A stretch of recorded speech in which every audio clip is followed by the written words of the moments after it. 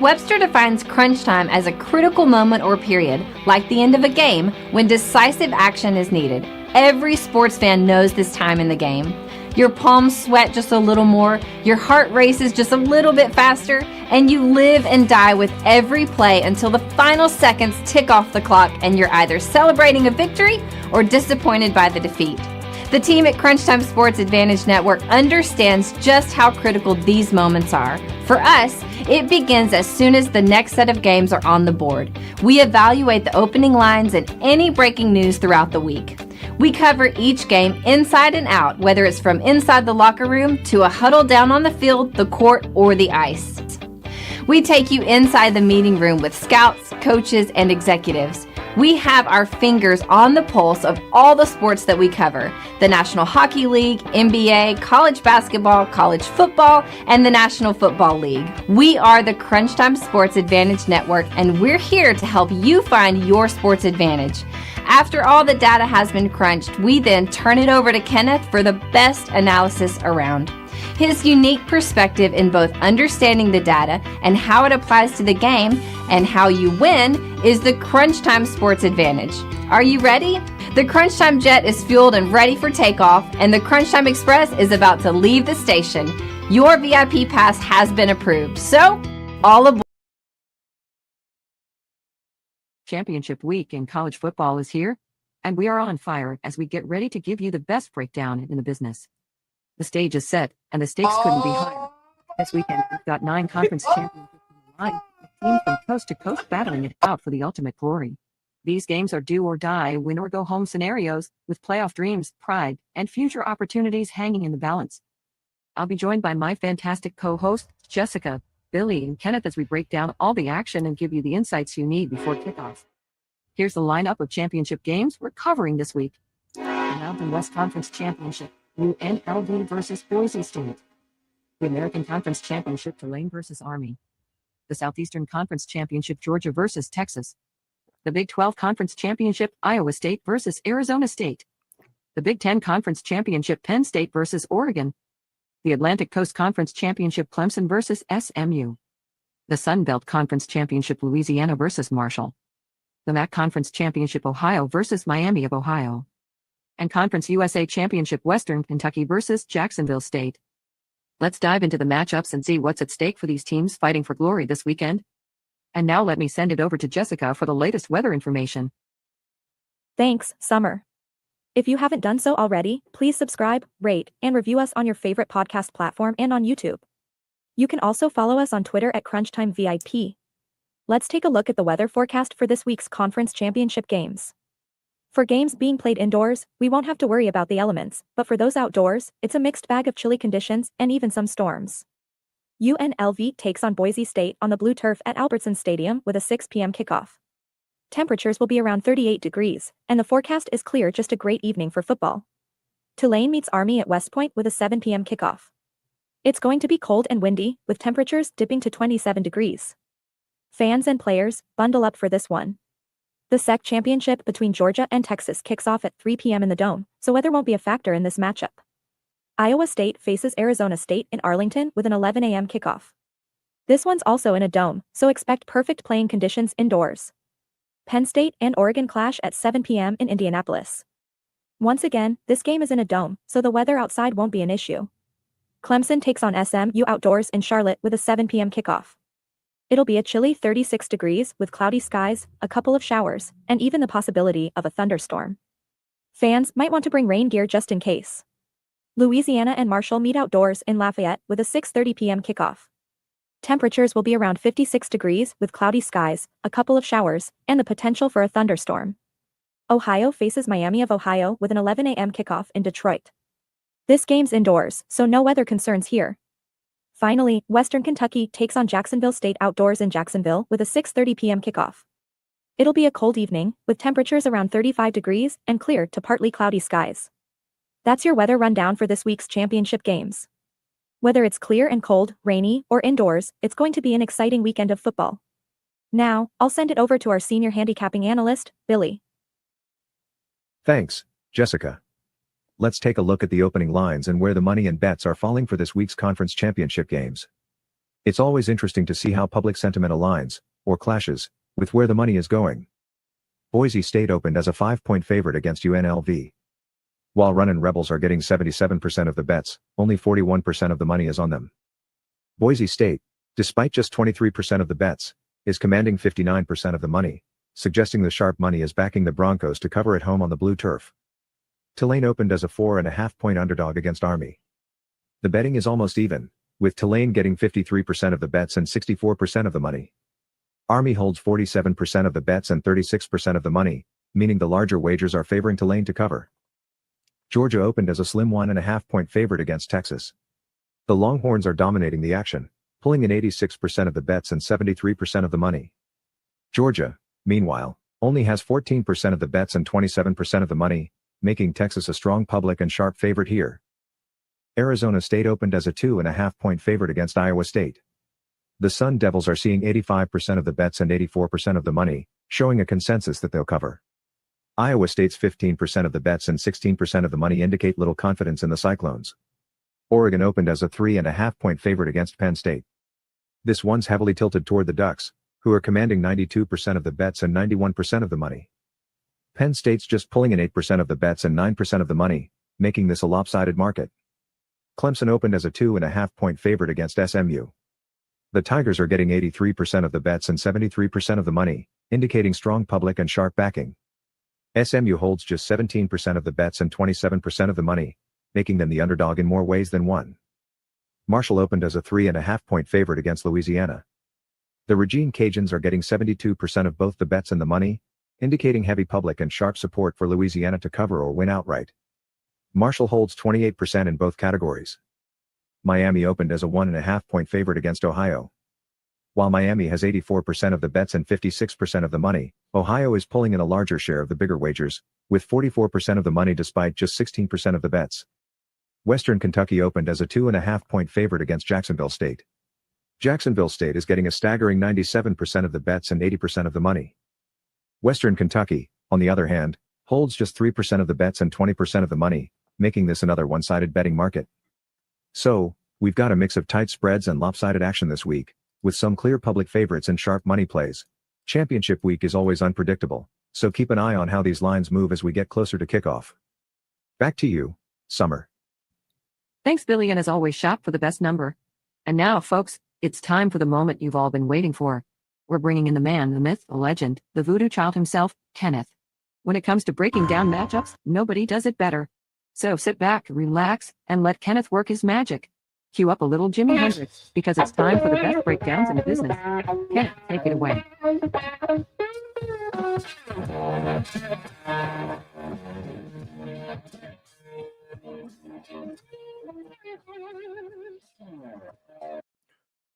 Folks, when you hear the legendary sounds of one Jimi Hendrix, you know that means one thing and one thing only.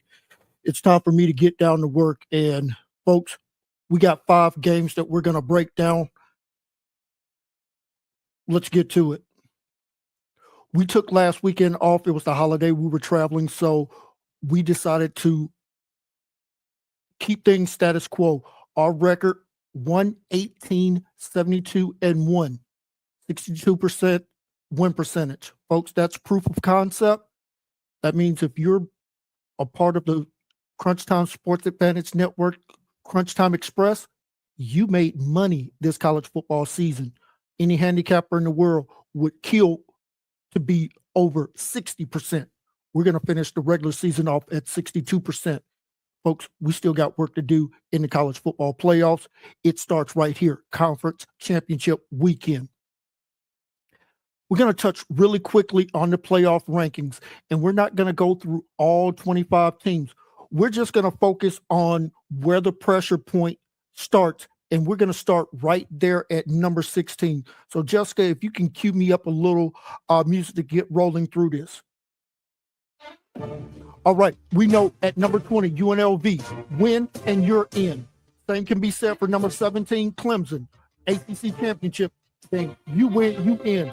We know that at number 15 and number 16, Arizona State and Iowa State, the Big 12 Championship game. The winner, you're in. South Carolina, Ole Miss, Miami, you are out. Alabama sits at number 11 for the committee. It is very simple. SMU, you take care of Clemson, Alabama goes to the college football playoff. If not, Bama's out. I think SMU still gets in.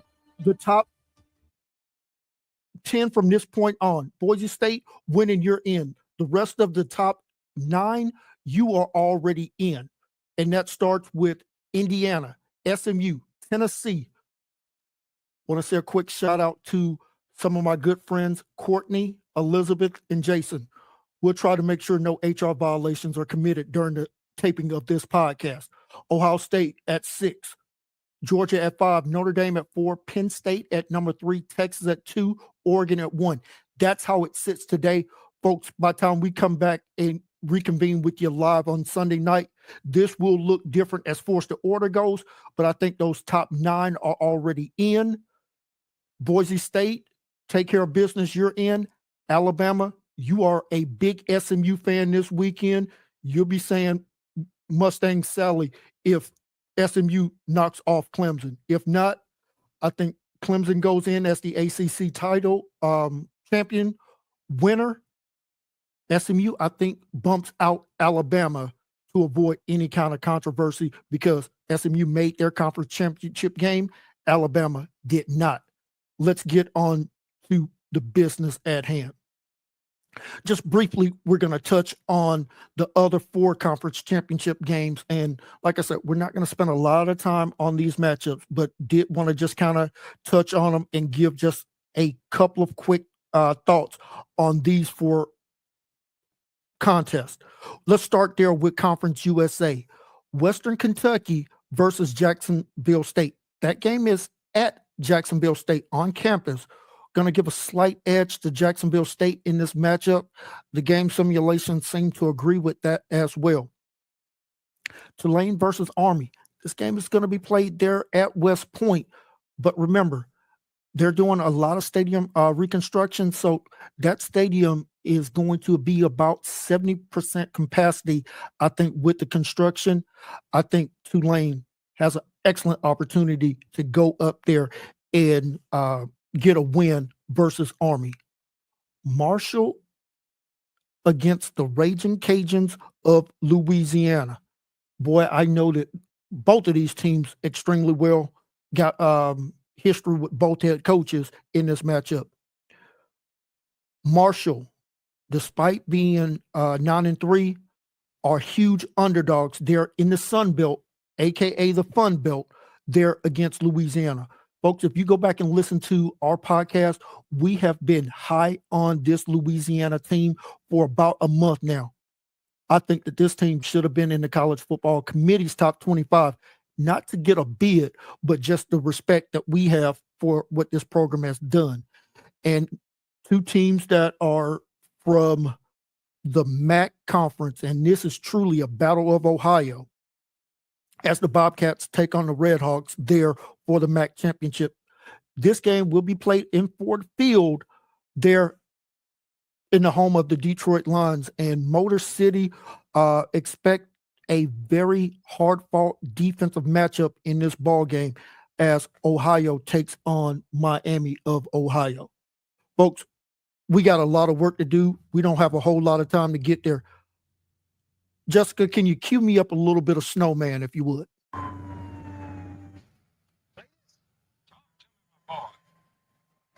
Son, we give it our best shot. I don't like us any more than you do, but we ain't gonna make it, son. We're gonna hang it up.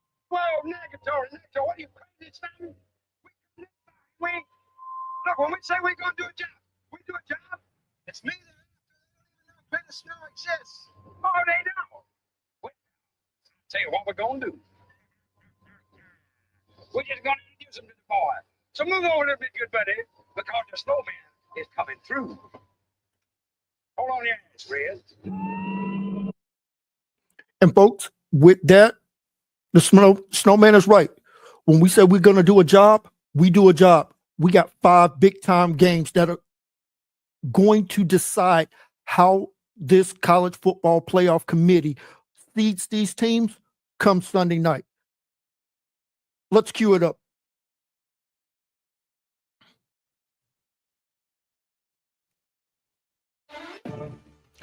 This is the Mountain West Championship game. This is the first of our 5 big conference championship games that we're going to break down. This highly anticipated rematch in the Mountain West Championship pits the UNLV Running Rebels, 10-2 on the season, against the Boise State Broncos, 11-1. Boise State enters this game favored with a strong rushing attack and a superior third down efficiency. UNLV will counter with an efficient rushing attack of their own and a turnover margin advantage, making this a very intriguing battles of strength. You saw this game early on in the season there in UNLV. Costly turnover by the Running Rebels got Boise State that win 29-24 in Allegiant Stadium. This time we're going to the Smurf turf. Folks, let's get right into the breakdown. Got a lot of work to do over the next 90 minutes here. So Boise State's offense versus that UNLV defense. Let's start with some key metrics here, if I may.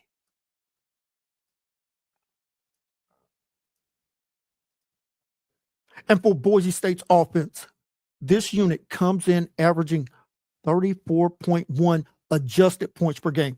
Folks, if you're new to the podcast, we don't use the accounting numbers that you see where they include all of a team's opponents. We're going to use our metrics where we adjust for opponents and really kind of get a true indicator of how these teams stack up from a points, passing, rushing offense goes. So when you hear me give out these data points, remember, we're using our adjusted numbers and not just the true quote unquote accounting statistics for these contests. Like I said, Boise State comes in averaging 34.1 points per game adjusted, 17th best in the nation. This UNLV stop unit allows 24.6 points per game. That's 64th best in the nation. Let's talk about the passing game here. Boise State averages 195 yards per game passing. That's 91st in the nation. I think this passing game will be very significant in this matchup if Boise State is going to get a win, because we know that talented running back, Aston Genty, has been phenomenal this year. Shades of Barry Sanders back in the early to mid 80s there in Stillwater when he was putting up these same kind of numbers. So we know what we should expect from him in this ball game. Let's talk about that passing game, though, because I think the passing game is going to be very significant in this matchup. Talked about it. 195 yards adjusted through the air, 91st. This UNLV pass defense will give up some big plays. 227 yards adjusted passing through the air. That's 89th in the nation. You want to talk about a strong side of the ball here. Boise State's rushing offense, 233 yards adjusted rushing per game. That's 8th best in the country. This UNLV defense is stout, only allowing 135 yards rushing per game to their opponents, 33rd in the nation. Matchup summary. Boise State's elite rushing attack, 8th in the nation, as we mentioned, presents a significant challenge to this UNLV above average rush defense. While the Boise State passing game ranks in the middle of the pack, UNLV does struggle against the pass, could open up the door for some big plays through the air.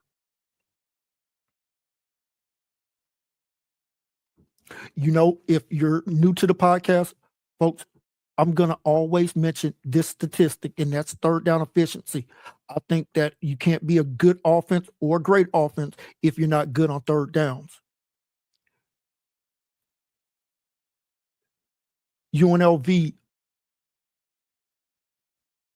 Boise State offense, 45% conversion rate on third down. This UNLV defense allows their opponents to convert at 39%.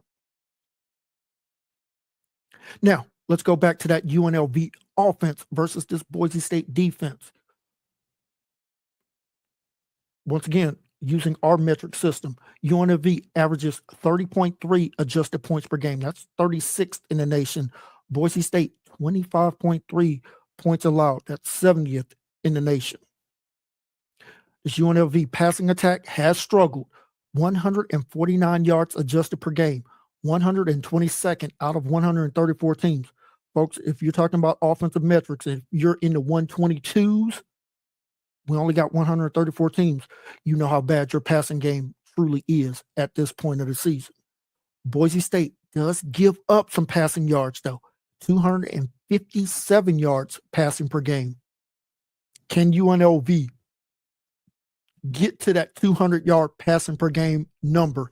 I think if they can, they pose a significant threat in this ball game, because we know UNLV is going to look to run the ball as well. 227 yards adjusted rushing. They sit right behind Boise State, ninth best in the nation. This Boise State rush defense, 132 yards adjusted is what they give up to their opponents on the ground. That's 29th best. The summary here, UNLV's dominant rushing game. We just talked about it. Ninth best in the nation, going up against that tough Boise State rush defense. However, UNLV's passing game struggles and a BYU weak secondary might not be fully exploited. Limited opportunities for a balanced offense for the running Rebels in this matchup. Just talked about the third down conversion for Boise. Let's take a look at UNLV. 34.5% on offense. Boise State, 33.6. Significant advantage for Boise State in this matchup. Turnover differential. This is where UNLV, if they can turn over Boise State, this is their path to getting the win. UNLV plus 13 turnover margin. That's fourth best in the nation. Now, Boise State's not horrible, as they are plus 7. That's 23rd in the nation. Whoever wins the turnover battle can flip the field, creating a short field for their offense, and of course, creating scoring opportunities. This could be a key factor, depending on who is able to capitalize, could come away with a win, and of course, that trip to the college football playoffs.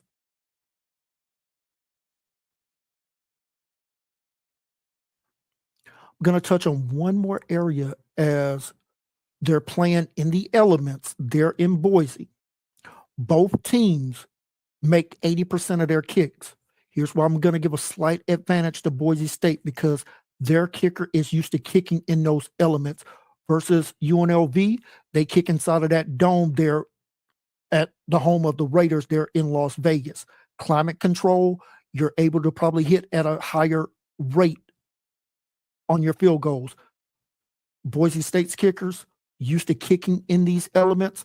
I think they'll be better suited to handle that condition in this ball game if it should come down to that.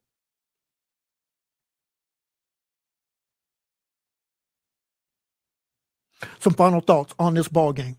This championship showdown will likely hinge on Boise State's ability to control the tempo and convert key opportunities, while UNLV must leverage its turnover advantage and improve in the red zone if they're going to pull off the upset on the road and earn their trip to the college football playoffs. We got our second game coming up, and let's not waste any time. Let's get to it. We are going to the heart of Dallas, Texas, the Big 12 championship game, Iowa State versus Arizona State. Let's talk about it. This championship game features Iowa State 10-2 going up against Arizona State, also 10-2. Arizona State slightly a betting favorite in this contest, bolstering a balanced offense and aggressive play calling. Iowa State will counter with a disciplined defense and effective third down execution. Both teams excel in key areas, setting up a very closely contested matchup.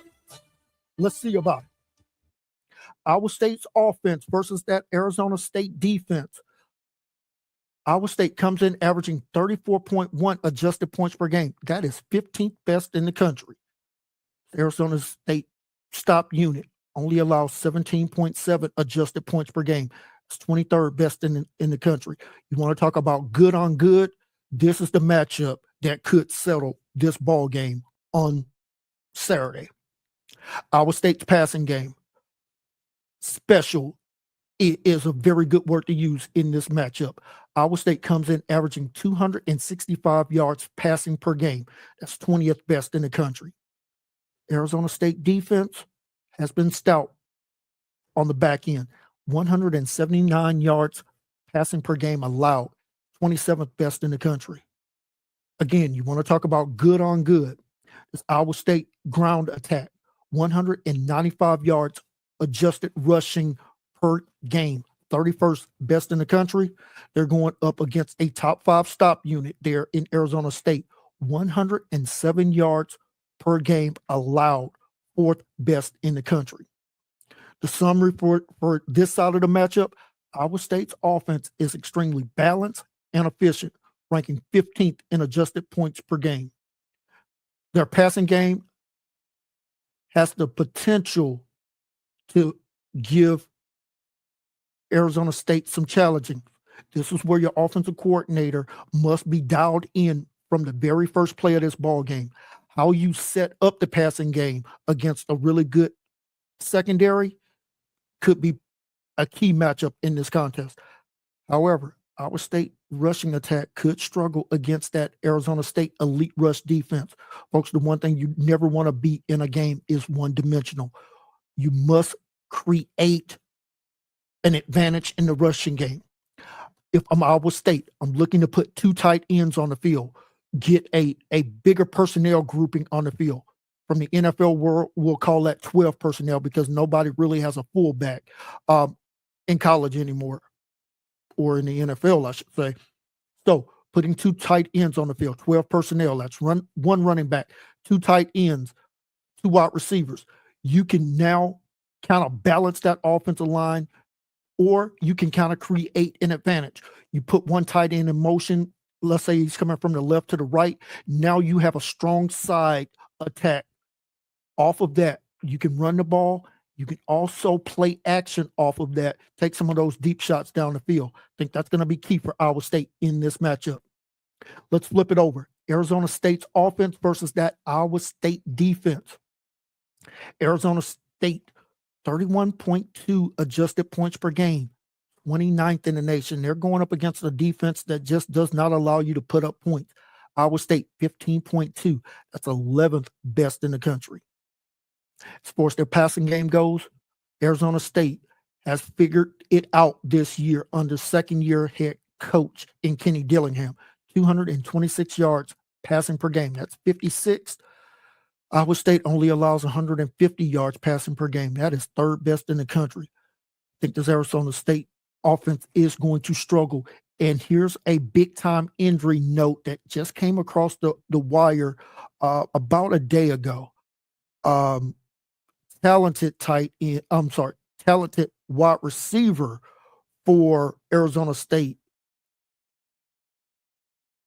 Jordan Tyson, 6'1", 195-pound senior right here from Allen, Texas, out for this contest. He is their big play wide receiver.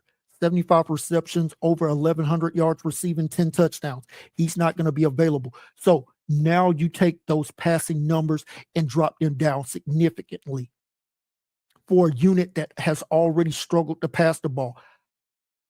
I think this could be very problematic for Arizona State in this matchup. So they're going to lean even more so on the ground game, and that will be Cam Scatterboo, 5'11", 215-pound senior out of Rio Linda, California.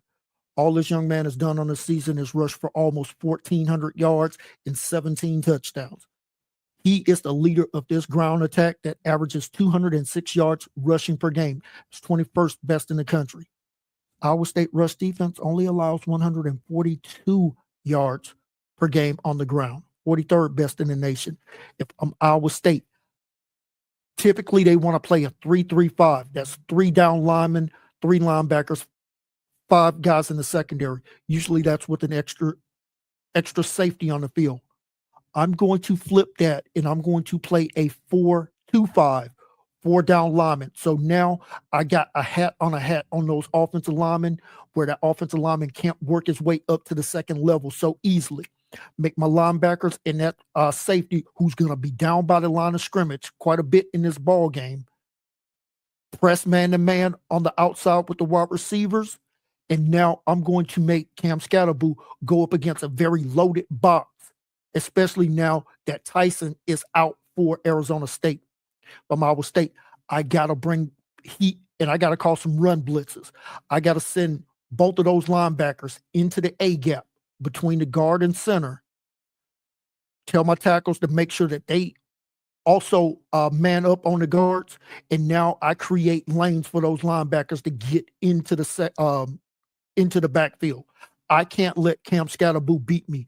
If Sam Levitt, if Sam Levitt goes for 300 yards passing in this ball game, throws for 4 touchdowns, I say good night, God bless, and go win the college football national championship, because you're not going to beat me with your right hand. I'm going to force you to beat me left-handed in this matchup. Speaking of the matchup summary, Arizona State offense thrives in the rushing game.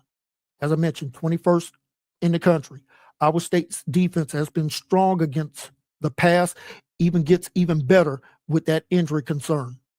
I think this is going to be a very tightly contested ball game. So let's take a look at the third down metrics, see which offense has the advantage versus the defense.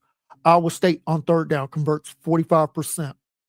Arizona State's defense allows conversion rate of 38%.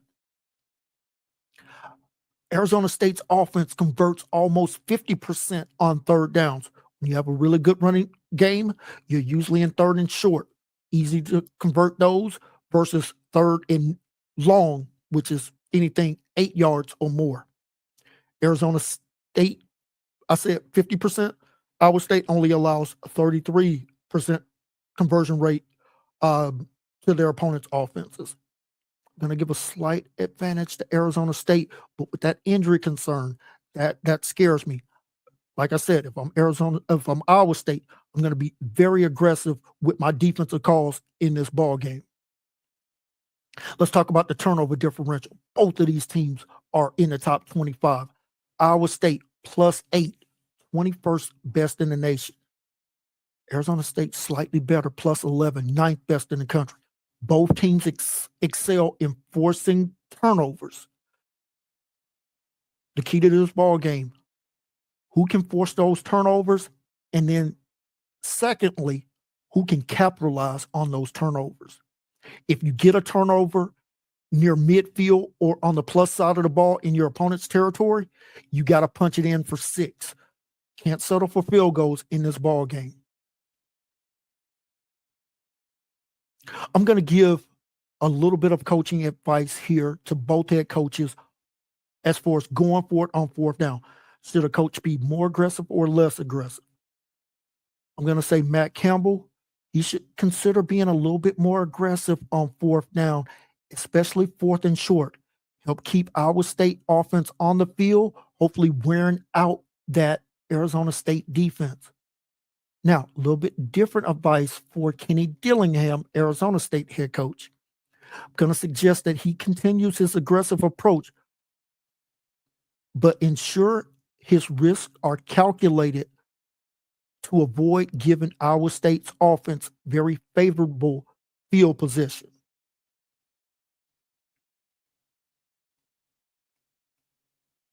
Final note, and folks, if you're handicapping this game like we will be, I'm going to give you a major advantage in this ball game. Iowa State's field goal accuracy, 76%. Arizona State, 50%. In a game that is very thin margin, less than a touchdown, who makes and misses their field goals will be significant in this contest.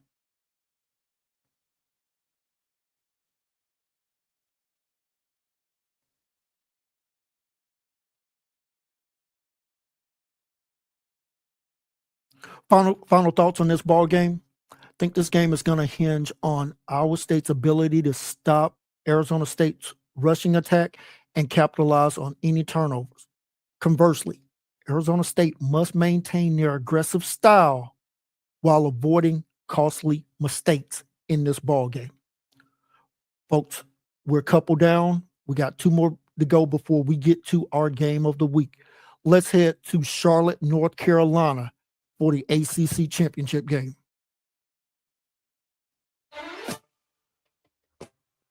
Folks, this game has a lot of implications. SMU, you win, you know you're in. Clemson, you win, you're in. SMU, I think you still get in. Clemson comes into this matchup off of a disappointing loss last week against South Carolina, 9-3. SMU comes in 11-1. Clemson balanced attack on offense, disciplined defense. SMU, the betting favorites, leverage their explosive offense and aggressive strategy in this ball game. Let's see about it. Clemson, let's start with your offense in this matchup.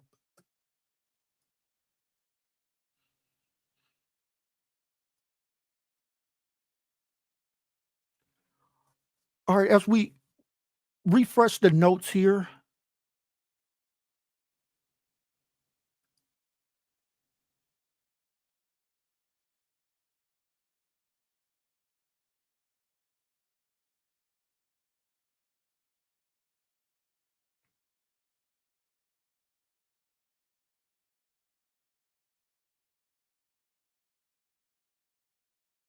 and let's get to that ACC matchup because I think we have some interesting data points here.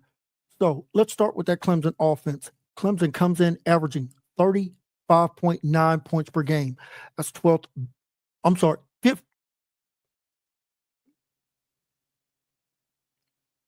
No, that is right. 12th best in the country. This SMU defense allows 20.1 points per game. That's 35th best in the country. This Clemson passing attack comes in averaging 275 yards passing per game. That is 14th best in the nation. They're going up against an SMU defense that allows 217 yards passing per game. That is 73rd. This Clemson will lean on their rushing attack as they come in averaging 202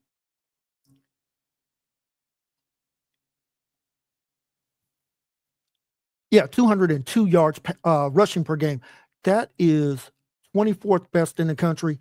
They're going up against an SMU rush defense that is in the top 26.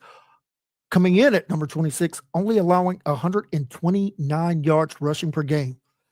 This Clemson balanced offense is a significant challenge to this SMU defense. Clemson's passing attack, 14th best in the nation, could exploit that SMU defense that ranks 73rd nationally. However, SMU's they're strong against the run, which could force Clemson to rely more on the passing attack, forcing them into known throwing situations. And for defense, that is something that every defensive coordinator looks to do. Make their opponent one-dimensional on offense and really kind of exploiting that for your advantage. Now, let's take a look at this SMU passing attack, and we're going to start there with their scoring first. SMU comes in averaging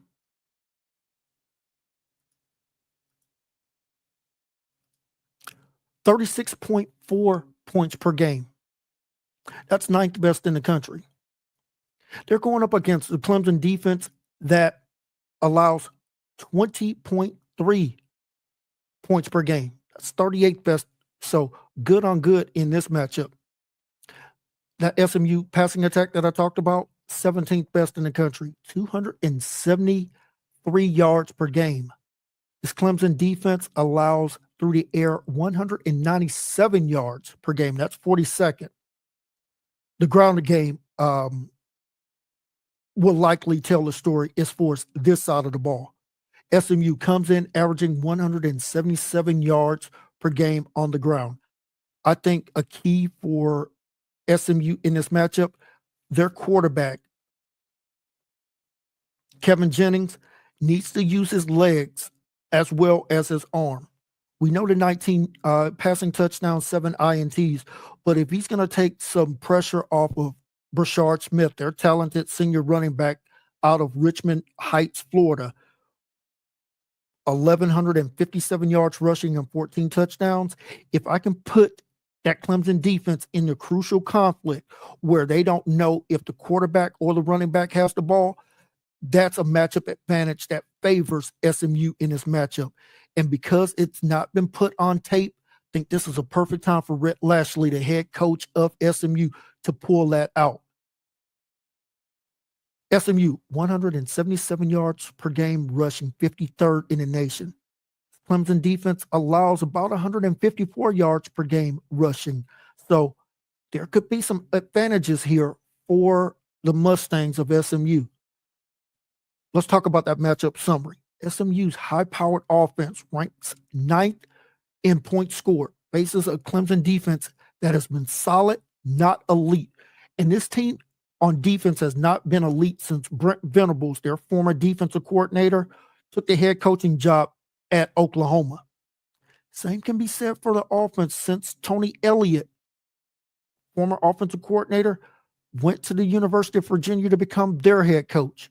Dabo Swinney, when you don't have familiar faces in familiar places on your coaching staff, that's caused quite a bit of adjustment. Clemson is still good, as I mentioned, just not elite on both sides of the ball. Let's talk about the third down metrics. This is a big stat for me. Looking at the Clemson offense, they convert 47% on third downs. SMU's defense, 32.7% allowed. SMU's offense converts 45%. Clemson allows 33%. Both teams are strong in converting third downs. Going to give a slight edge to Clemson for conversion rates and defensive stops.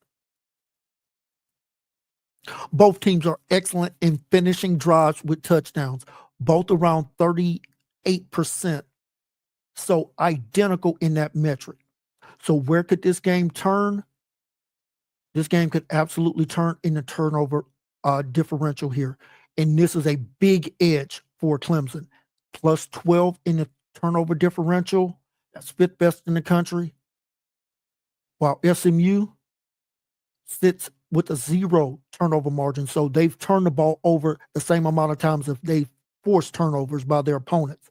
Clemson's significant advantage in the turnover margin could play a pivotal role in providing extra possessions and field position advantage in this matchup. Let's talk about third down aggressiveness. Let's start with Clemson. Dabo Swinney, one of the more conservative head coaches as far as going for it on fourth downs. Not a surprise when you think about who he played under in head coach Gene Stallings there at the University of Alabama. As far as going for it on fourth downs, Dabo ranks 108th out of all Division I college football head coaches this year. Now, here's the thing though. Clemson converts at a 50% clip on fourth downs, 9 out of 16. Let me give you the insight here. Clemson has been very conservative on fourth downs, but their success rate indicates they could be a little bit more aggressive, especially against an SMU team capable of scoring quickly. Keep that in mind. Now, let's flip it over to SMU, Rhett Lashley. You would think an offensive-minded head coach would be more aggressive. There's still a line from my friend Lee Corso. Not so fast, my friend. Rhett Lashley ranks 101st as far as going for it on fourth downs. His conversion rate, just a little bit worse than Clemson. 7 out of 15, so about 47%. Here's the insight. SMU's conservatism on fourth downs, coupled with a low success rate, suggests they should only take calculated risks in maintaining momentum. Let's give the coaching notes here. Should each coach be more or less aggressive in this matchup? Let's start with Clemson head coach Dabo Swinney. Sweeney should consider increasing his aggressiveness on fourth downs, especially in opponent's territory, capitalizing on field position, and really the goal here is to put up 7 instead of 3. Rhett Lashley, here's my recommendation for you. You should remain conservative unless facing a deficit or its late game scenarios, which require the urgency in you going for it. In other words, do not be monkeying around going for it on fourth down in the first quarter or even the first half. Let's make this, we'll go for it if and when we have to in this ball game. Folks, we ran the simulations, 10,000 of them for this contest. And this is a very evenly matched contest based on no simulations, based on the betting numbers that you heard early on in the podcast. Going to give you another note on the field goal kicking here. Clemson converts about 70% of their field goal attempts, SMU 64%. If this is a close game, going to give a slight edge to the Clemson Tigers in this matchup. Now, when you look at the betting splits that Billy did a great job of breaking down, a lot of tickets being ridden on SMU, a little bit more of the money going to Clemson. The betting market, as far as Joe Public, is telling you they're betting Clemson. The guys with the bigger wallets are willing to bet on Clemson in this matchup. Let's talk about the coaching matchup for this contest. Since the start of last year, Dabo Swinney, 17-7. In one-score games, he's 3-4. And against quality opponents, he's 4-7. Rhett Lashley, 22-3, 80% win rate, 5-1 in one-score games, and against quality opponents, he's 9-3. This is a close matchup. Going to give a slight edge in this matchup. Rhett Lashley as the head coach there of SMU. Conclusion for this ball game. Key advantage for Clemson, their turnover margin and third down efficiency. For SMU, a balanced offense and high scoring capability. If this game gets into the 30s, advantage SMU. If Clemson is able to take the air out of the ball, that could be very, very favorable for the Clemson Tigers in this matchup.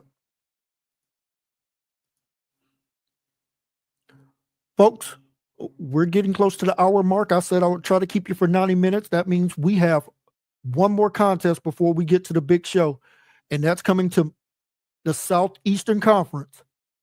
And we also have a rematch in this ball game as Texas will now get Georgia on a quote-unquote neutral field. They had this game in Austin a few weeks ago, and Texas got dominated in that ball game. They're looking for a little bit of payback here in this matchup for the SEC championship in their first year as a member of the Southeastern Conference.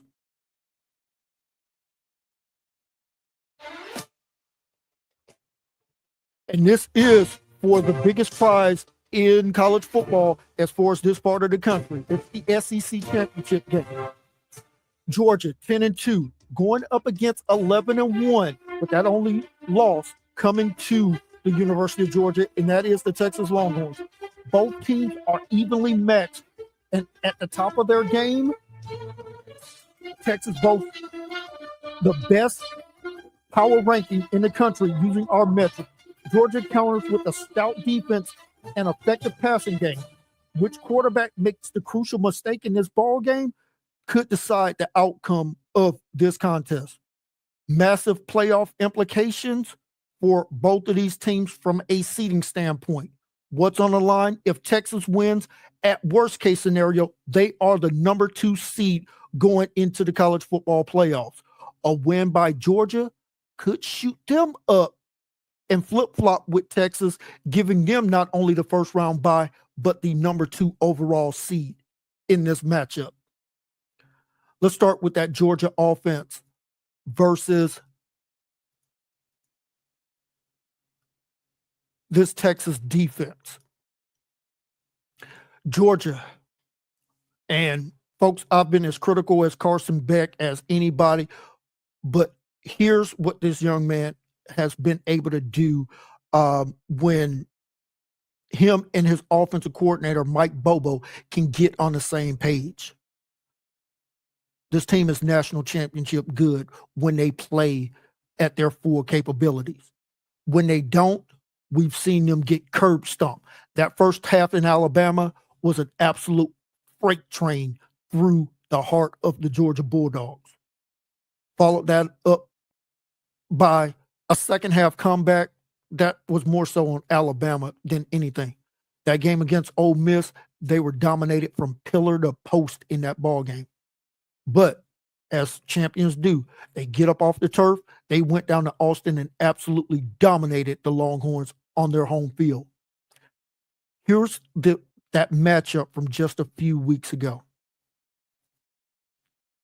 Both teams struggled, and Texas absolutely struggled on third downs.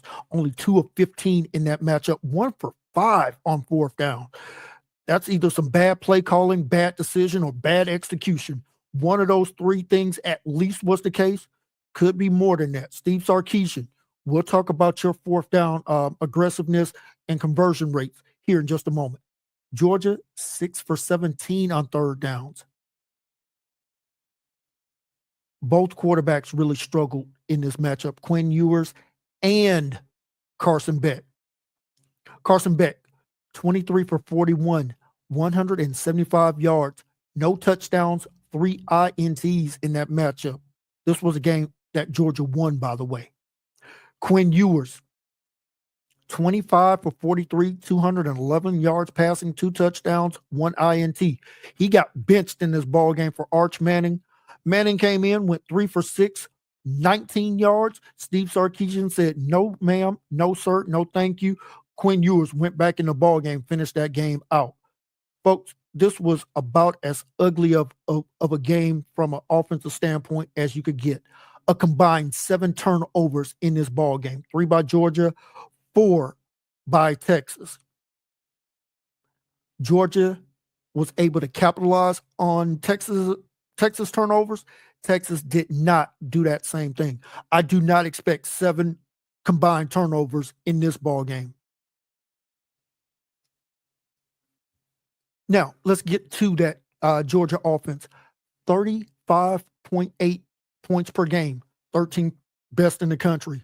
They're going up against the number 2 scoring defense in our metrics, only allowing 11 points per game, that Longhorn defense.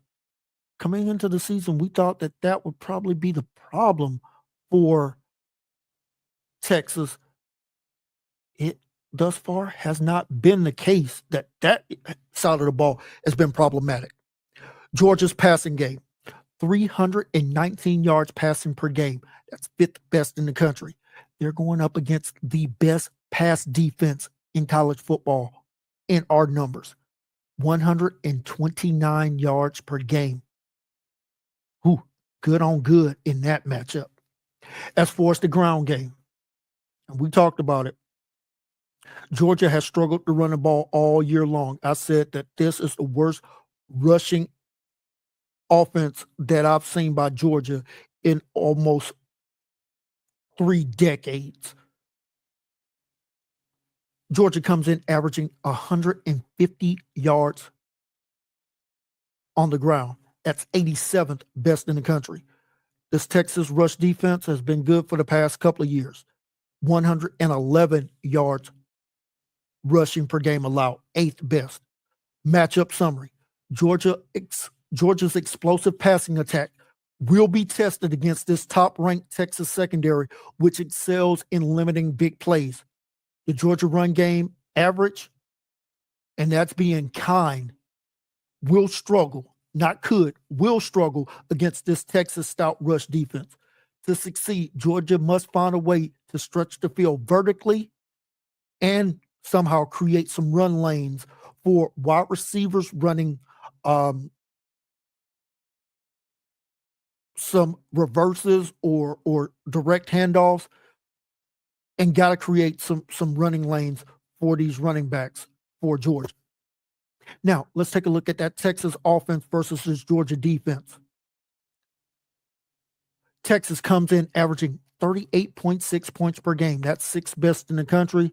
They're going up against a top 5 scoring defense in the Georgia Bulldogs. This has been Kirby's calling card since he was a defensive coordinator with Nick Saban there in Tuscaloosa. He's continued that back at his alma mater since taking over as the head coach of Georgia. 13.4 points per game allowed. Once again, like I said, 5th best in the country.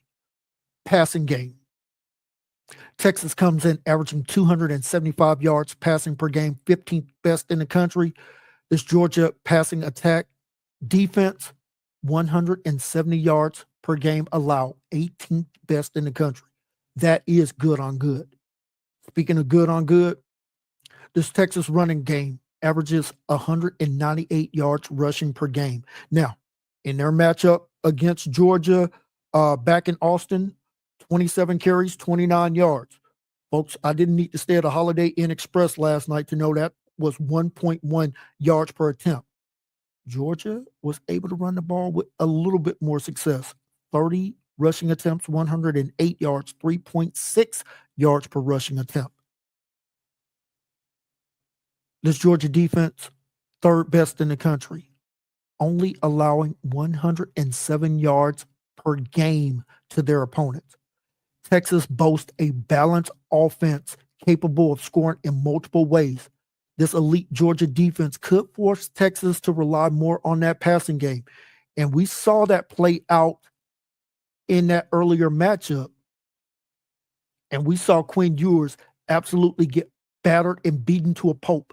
Speaking of injury concerns for Texas, future first-round pick Kevin Banks limited in practice all week with an ankle injury. If he plays, I am going to put my biggest defensive tackle on him and really test that ankle out and try to free up one of my pass rushers.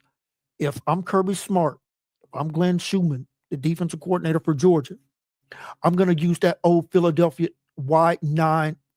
Eagles wide 9 defense where your defensive tackles are 2-gapping, but instead of going up against the guard and center, they're going up against the guard and tackle, freeing up that pass rusher.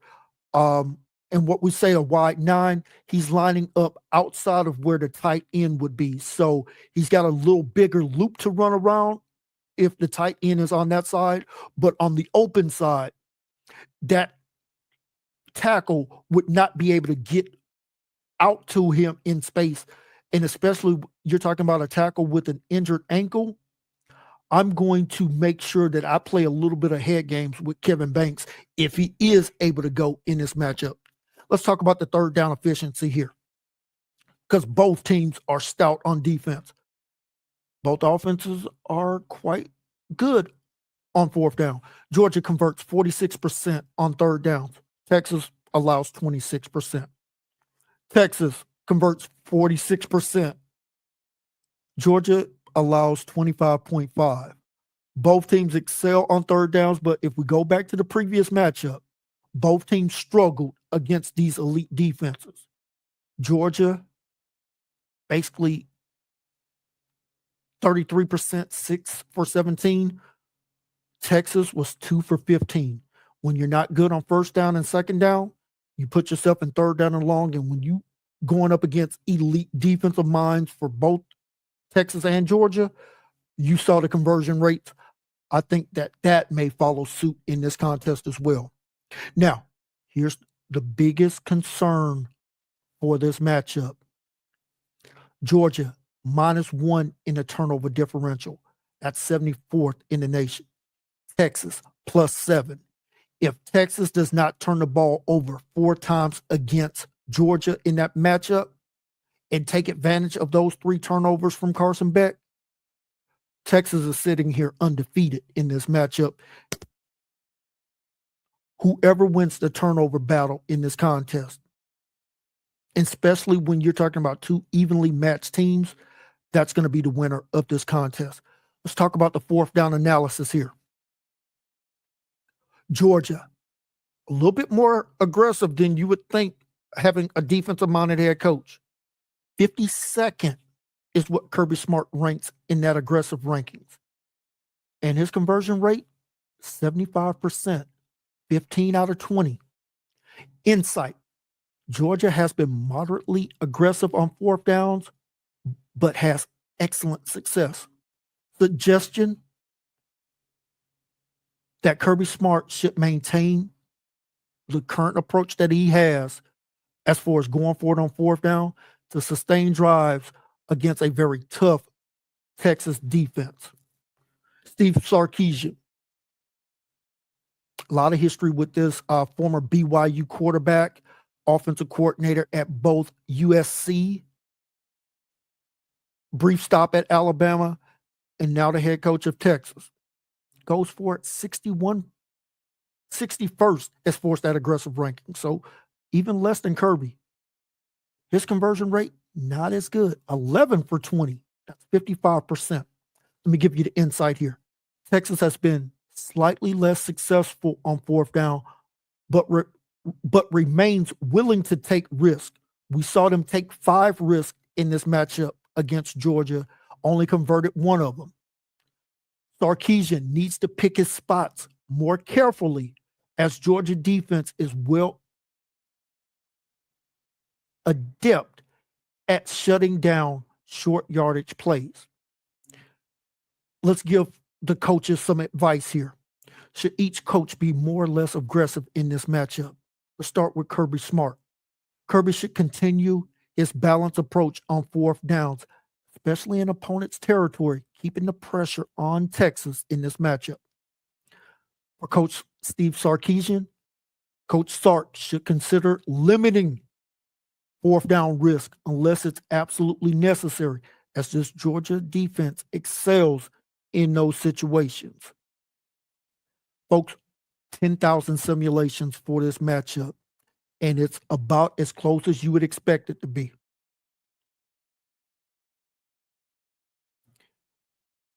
Here's an advantage that Georgia has over Texas. This is Georgia's 4th time playing for the SEC championship in a row. The only other team to do that in SEC championship history, and that dates back to 1992, is the Florida Gators, who played in 4 consecutive SEC championship games against Alabama in all 4 of those matchups, I believe. I think 3 of them came in Old Legion Field before moving to the old Georgia Dome, before now them playing in the Mercedes Superdome. So what I'm saying is Georgia has experience kicking in this particular dome.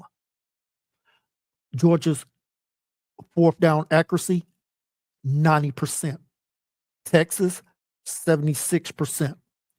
Georgia holds a clear advantage in the field goal kicking game, which could be crucial in a tightly contested ball game, as we anticipate this one being. The betting market is backing the Longhorns in this rematch. They come into this as a 2.5-point favorite as we look at the betting lines right here, right now. Kirby Smart, 22-3 over the last almost 2 full years, 4-2 in 1 score contest, and against quality opponents, he's 14-3. Same record for Steve Sarkisian against quality opponents, 14-3. Sark is also 4-2 in 1 score games. His record 23-3 as they advanced in the college football playoffs last year while Georgia didn't. Both coaches are evenly matched in this ball game. Final thoughts and conclusions on this ball game. Here's the key advantage for Georgia. passing attack, and field goal reliability. Advantage for Georgia, they must maintain a balanced offense and that turnover margin. Texas' ability to capitalize on turnovers and sustain drives will be critical in this ballgame. Georgia defense must limit explosive plays and force Texas into long drives to stay competitive. This championship matchup will likely come down to late game execution by both the coaches and the players and special team performance. I think it's going to be a hell of a game there in Atlanta, Georgia. Folks, we're down to the last game here on Championship Sunday that we're going to be breaking down. And you know what that means.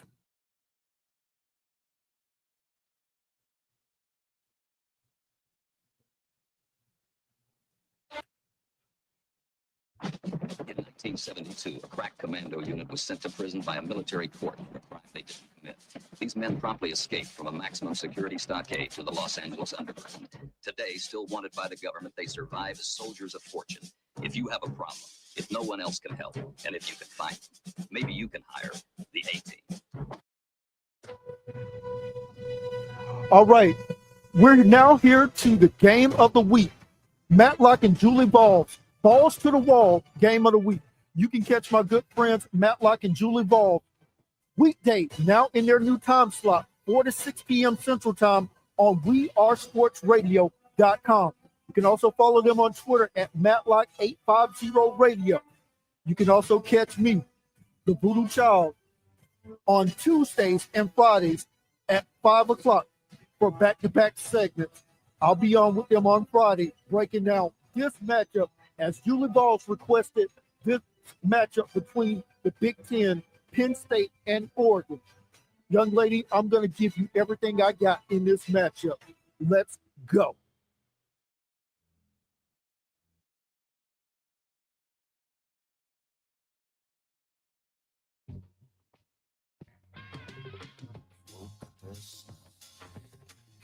Folks, this is for the Big Ten championship game, and I think it's for the number one overall seed in the college football playoff rankings that will come out on Sunday night.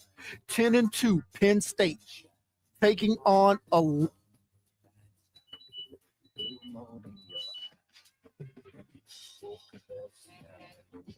undefeated, first year in the Big Ten, the Oregon Ducks.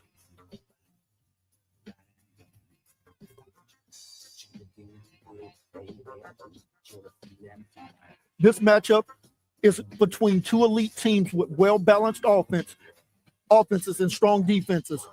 Oregon brings a high-powered offense into Indianapolis, led by an efficient passing game by Dylan Gabriel. Penn State relies on a combination of disciplined defense and efficient scoring. Coaching decisions and execution in this critical matchup will play a decisive role in this clash of titans. And folks, let me apologize for that record.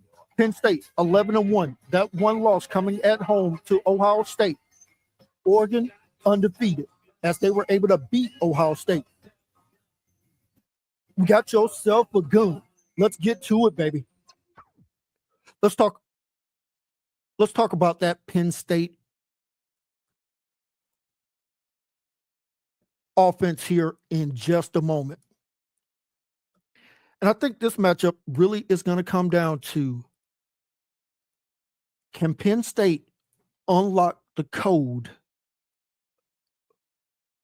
of being able to win a big-time game in a big-time spot? And can Dan Lanning, head coach for Oregon, not make a mental mistake in this ball game, costing him a chance to win the Big Ten championship? I think I've spotted some advantages in this ball game. I'm ready to talk about it. Let's be about it.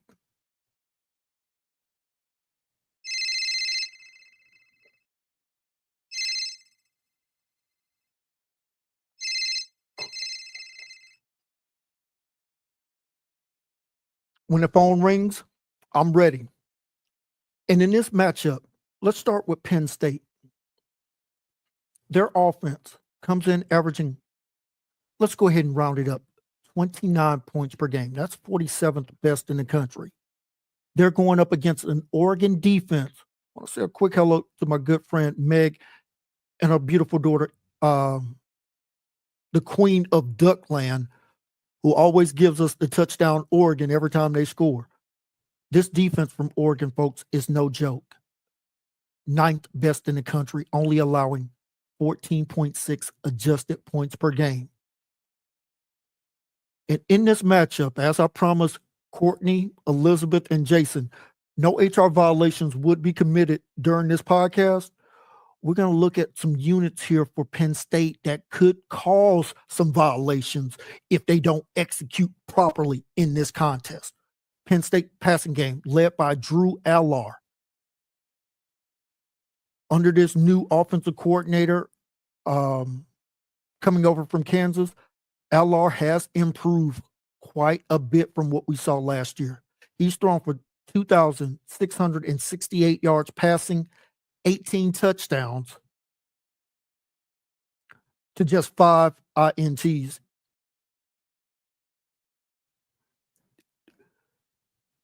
Now, this passing game for Penn State averages 241 yards passing per game. That's 37th best in the country.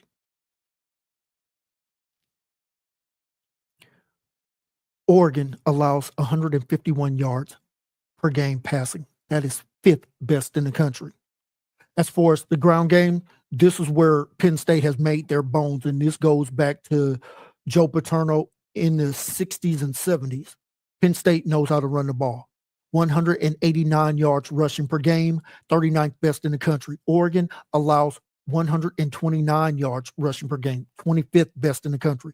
Matchup summary. Penn State's offense has been effective but lacks explosiveness. When you don't have big-time wide receivers, this is the problem. You can't make those big explosive plays in the passing game, which could pose challenges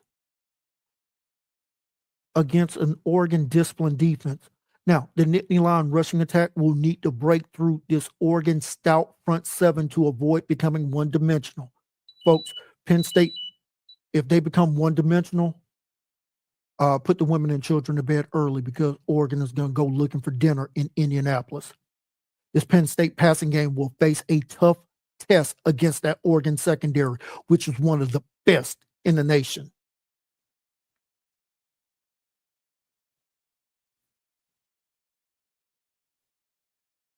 Let's talk about that Oregon Ducks offense versus this Penn State defense. Oregon comes in averaging 36 points per game. That's 11th best in the country. They'll face a Penn State defense that has been really good against opponent scoring. 16.7 points per game. That's 14th best in the country. Now, as far as passing game goes, remember what we say about bikinis? They show some things, they don't show everything. Oregon comes in averaging 275 yards passing per game. That is 16th best in the country. Penn State, 7th best against the pass, as they allow 155 yards passing per game. That is 7th best in the country. This Oregon rushing attack, led by Jordan James, 200 yards per game rushing. That is 26th best in the country. Penn State allows 139 yards rushing per game. That's 36th in the nation. Matchup summary. Oregon's balanced offense, led by a strong passing attack and a solid run game, will challenge this Penn State formidable defense. The Nittany Lions excel in limiting passing yards, but may struggle to contain the Oregon rushing attack. Oregon's ability to score consistently in the red zone could be the difference maker in this contest. And folks, I'm going to go back to some common opponents, and there's really only one, and that's Ohio State. Folks, this Penn State offense scored 7 points. I know what the final score was, 13. They were gifted 7 of them on a pick six by Will Howard. Then when Will Howard fumbled going into the end zone for Ohio State. You swing that around, you're looking at a 27-6 ball game in favor of Penn State. Let's take a look at the numbers for Penn State in this ball game against Ohio State. They were 3 for 11 on third downs. Folks, that's not going to win you a Big Ten championship. Struggled to pass the ball against Ohio State. 13 for 21, 150 yards, 7.6 yards per pass attempt. The rushing attack, 32 rushing attempts, 120 yards, 3.8 yards per rushing attempt. Now, let's take a look what Ohio State did against that Penn State defense. I talked about the 2 turnovers they committed. Ohio State ran the ball 40 times for 176 yards against this Penn State defense, 4.4 yards per rushing attempt.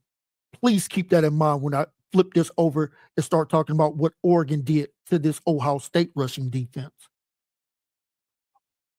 Will Howard in this Ohio State passing attack, 16 for 24, 182 yards passing, 7.6 yards per attempt. I talked about the 1 INT. Let's travel back in time, way back. And let's take a look at what Oregon did to this Ohio State defense. Oregon's offense was 6 of 14 on third down. Oregon ran the ball 31 times for 155 yards, 5 yards per rushing attempt. Take a look at these passing numbers. 23 for 34 was Dylan Gabriel, 341 yards, 10 yards per passing attempt. Folks, that's elite passing numbers.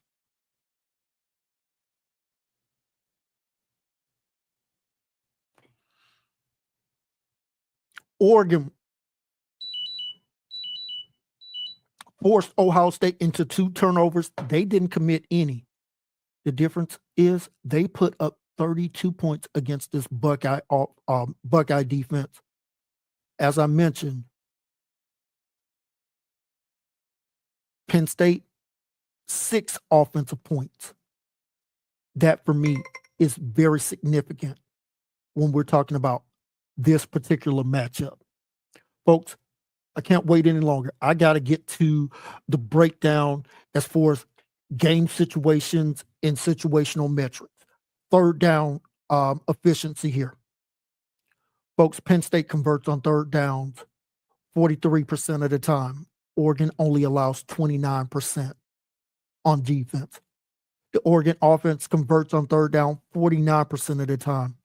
Penn State allows their opponents to convert 34%. Oregon holds an edge on both sides of the ball when we're talking about third down efficiency, which could be crucial in sustaining drives, controlling the clock. Now, drives ending with a touchdown. Penn State on the season, their drives ending with them finding the end zone 36% of the time. Oregon, 47% of the time. Oregon has a superior red zone execution advantage in this ball game, especially in a game that is likely to feature some scoring opportunities. Big time here. Now, both teams do a pretty good job of protecting the ball. Penn State +3 turnover margin, Oregon +4. So no big advantage there. Let's talk about the coaching matchup here as we got to get to this. Penn State with a new offensive play caller there in Koenecke coming over from Kansas. He's been much more aggressive going for it on fourth down. This year, Penn State 63rd as far as the aggressive rankings, and they have taken quite the advantage of that, converting 74%, 14 out of 19. Here's the insight. Penn State has been moderately aggressive and efficient on fourth down. James Franklin may need to take more risks to keep pace with this Oregon high-powered offense. Folks, I expect and would suggest James Franklin be aggressive going for it on fourth down. You punt the ball, and I will talk about that here in a minute, to Oregon when you have an opportunity to score, could be the death knell of Penn State in this matchup. Now, Dan Lanning, not the crazy gambler that he was last year. Aggressive ranking 107th. With a conversion rate of 67%, 8 for 12. Oregon has been very conservative on fourth down, but effective when they attempt them. Dan Lanning may opt to maintain that approach, relying on his defense to win critical battles. Here's the coaching advice I'm going to give to both head coaches. James Franklin, you should consider being more aggressive, especially on Oregon's side of the field, to make sure that you're converting those opportunities into scoring points, field goals, and more importantly, touchdowns. Dan Lanning, you can afford to remain conservative, trusting your defense and efficient offense to dictate this game. Folks, I'm going to give you our simulation results for this matchup because, Julie Voss, I promised you some high-level numbers in this situation. Here you go. Out of those 10,000 simulations, folks, Oregon win probability, 65%. That is very significant when you're talking about what should be a very evenly matchup. For Oregon to get 65% of the simulations says that there's a data point that we love in this matchup. I'm going to talk about two of them, both of them on special teams. Let's talk about field goal accuracy. If you've listened to the podcast, you know we talk about breaking down all three phases of the game. Let's give you the numbers right here, right now, because these numbers are significant in the field goal kicking department. Penn State's field goal accuracy, 67%. Oregon, 82%. Oregon's ability to rely on their field goal unit provides a clear advantage in this game where points may come at a premium. But folks, here's the biggest advantage in this ball game, and I promise you, I don't think anybody else is going to talk about how big of an advantage this is. Folks, I'm going to go to the punt return game.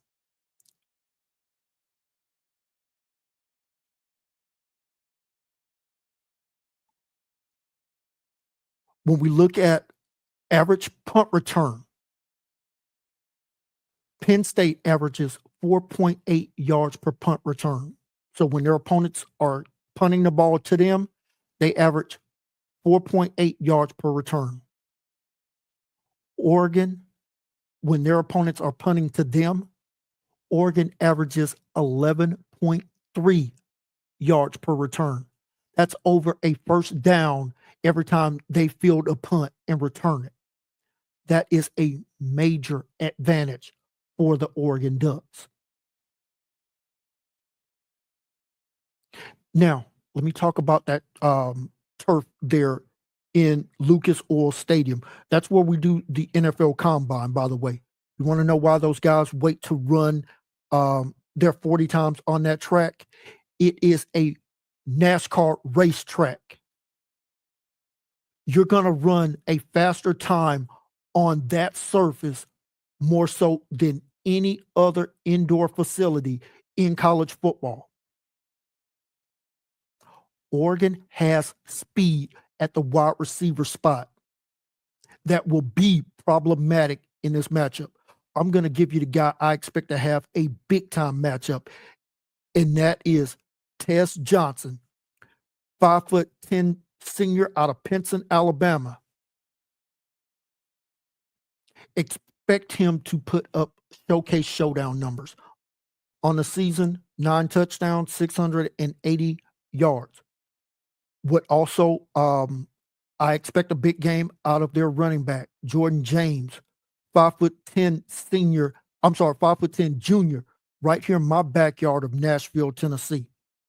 You put fast guys on fast surfaces, that's a problem. Here's the matchup for the coaches. Let's take a look at it. Since last year, James Franklin, 22-3, 88 win percentage, 4-2. We know who those losses come against. He doesn't beat Ohio State, typically doesn't beat a really good Michigan team either. Dan Lanning, 23-2. His 2 losses came last year, both to the University of Washington when Kalen DeBoer was the head coach of Washington, now head coach of Alabama. He's 4-2. Both coaches are 4-2 in one-score games, by the way. Conclusion for this part of the matchup. Penn State's defense, particularly against the pass, needs to show up big in this ball game. For Oregon, continue to be explosive on offense, convert on third downs. Oregon, you need to make sure that you take away their number one threat there in Tyler Warren, senior out of Mechanicsville, Virginia, 6'6", 260 pounds. This kid is one of the best tight ends in all of college football, probably pound for pound the best tight end. I'm going to bracket coverage him. And what that means is I'm going to have a safety on top of him, over the top, and I'm going to have somebody underneath making sure that he doesn't beat me. I'm not afraid of those Penn State wide receivers. And with my corners at Oregon, I think that I have a superior advantage in that matchup. As long as I take away Warren and then I load the box against both Penn State running backs in Katron Allen and Nicholas Singleton, I'm going to force Drew Allard to beat me. If Penn State wins this ball game, Drew Allard better be the game MVP. He's going to have to throw for or somehow find a way to put up 4 touchdowns in this ball game. If it's 3 passing and 1 rushing, if that's the case, Oregon, you tip your hat and you hand them the trophy. But if I'm Oregon, I'm going to make sure that Warren doesn't beat me and I stuff out this ground game. Now, if I'm Oregon, I tell Dylan Gabriel, this is why you transferred out of Oklahoma and this is why you're at Oregon. You're here to get to the college football playoffs. We want to get there as the number 1 seed. Go be special. No more red zone interceptions like we've seen throughout the season. You take care of that. Oregon should walk away with the Big Ten championship and the number 1 overall seed. And folks, that's going to lead us into our best bet. And we're going to stay right here with that Big Ten championship game. Folks, give me the Oregon Ducks to cover that 3-point spread as it currently sits right now. I think this Oregon team has too much team speed, especially at the wide receiver and running back spot for this Penn State defense. We saw them struggle against Ohio State. Oregon is much better balanced on offense than Ohio State. Give me the Ducks. Quack, quack attack to win the Big Ten championship and be the number 1 overall seed come Sunday night. Want to say thank you to everyone that has listened, whether it's podcast, whether it's our YouTube channel. Search for Crunch Time Sports Advantage. You see that beautiful train logo, you know you're in the right place at the right time. Whether you're listening on Google, iTunes, or any of Spotify, any of those podcast platforms, want to say thank you on behalf of my fantastic team, Jennifer, Jessica, Summer, Billy. This is Kenneth signing off until we meet again for the Army-Navy game, the game here next week. We'll see you Sunday night as soon as the playoff rankings have been released. Have a great rest of your night, everybody. And as always, God bless. Elizabeth, Courtney, Jason, no HR violations were committed while making this recording. Take care. See you guys later.